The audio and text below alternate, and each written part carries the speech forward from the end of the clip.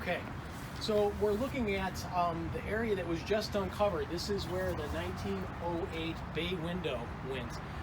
So before that 1908 bay window, this was just a straight brick wall. And at that point they came in here and you can see they cut out a huge swath of brick to open up those rooms so that they can have basically a continuous bay on the end.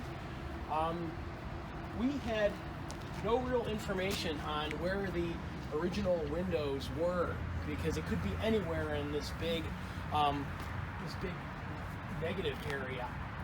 So we kind of made the assumption that there was one window centered in each of the rooms, first floor and second floor.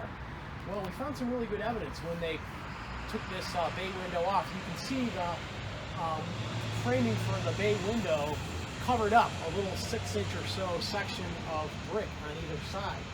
So what we see now is that that side, it's all fractured brick. In other words, they came in there and they chipped those brick off and cut that section of wall out.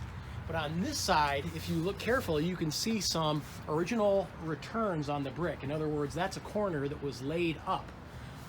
So what we're figuring out now is that that was originally the left edge of the window. So rather than being centered in that room, those windows were actually off to the left here. And if you step back and take a look, basically it puts those two windows kind of in the middle of this section between the window there and the end of the block. So it kind of makes sense when you step back and look at the elevation that there would be those single windows.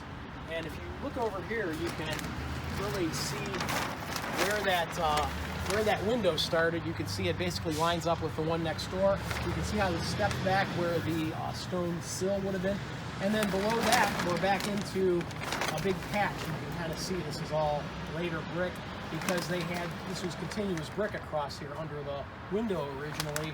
And they had to tooth in new brick to get this to form an edge to match up with that. So this is really a interesting piece of evidence. It gives us absolute perfect evidence on where those windows went.